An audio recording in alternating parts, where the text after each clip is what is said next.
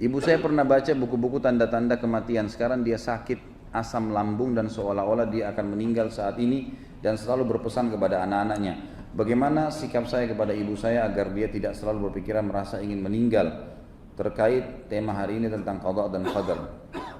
Doakan ibu saya Ustaz agar disembuhkan dari penyakit. InsyaAllah semoga Allah angkat penyakitnya dan seluruh muslimin dan muslimat juga diangkat permasalahan dan penyakit-penyakitnya. Kalau masalah mati sudah pernah saya jelaskan. Kalau ada seseorang yang selalu memiliki perasaan mengingat kematian, itu tanda-tanda keimanan teman-teman sekalian. Jangan dibuang itu.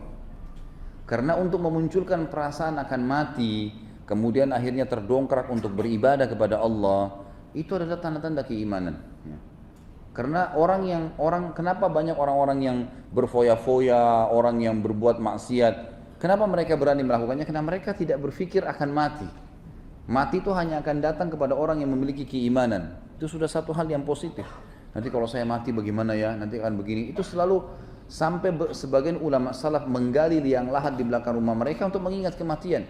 Setiap malam masuk, duduk, nanti kemudian dia masuk ke kamarnya tidur sehingga tidak pernah ketinggalan sholat tahajud. Seperti itulah memang. Ya. Jadi ini tanda keimanan. Kalau menurut saya tinggal ditunggangin keadaan ini untuk memotivasi ibu anda ini supaya rajin beribadah.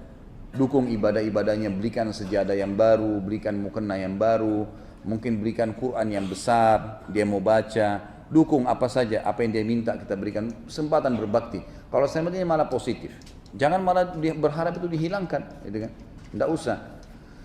Itu yang pertama. Yang kedua, masalah mati, kita bisa ingatkan, ini anda bisa mengingatkan ibu antum, bisa ingatkan ibu antum, atau untuk kita juga semua teman-teman sekalian. Bagi orang beriman mati itu bukan akhir segala-galanya, tapi awal segala-galanya.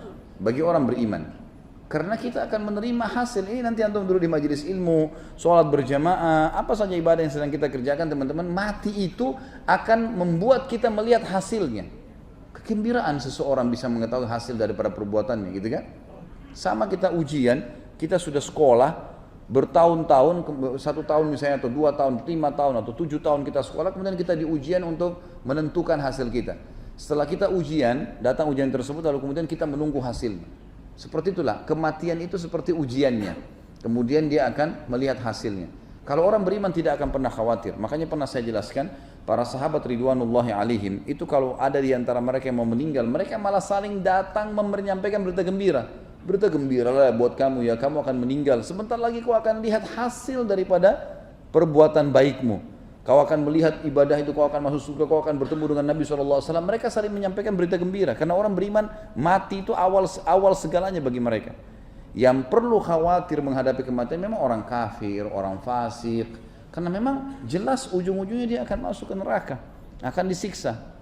Jadi bagi orang beriman tidak ada sesuatu yang perlu dikhawatirkan. Kalau misalnya ibu anda mengatakan, nak sebentar lagi mungkin kalau ibu mati, ibu berharap begini. Oh iya ibu, baik. Mudah-mudahan Allah berikan ibu umur panjang, kami masih sempat berbakti. Dan ibu mati itu sebenarnya bagi orang beriman hanya pindah alam kok. Ibu akan menuju ke kehidupan abadi. Mungkin ibu, mungkin saya, mungkin kakak, mungkin adik lebih dulu.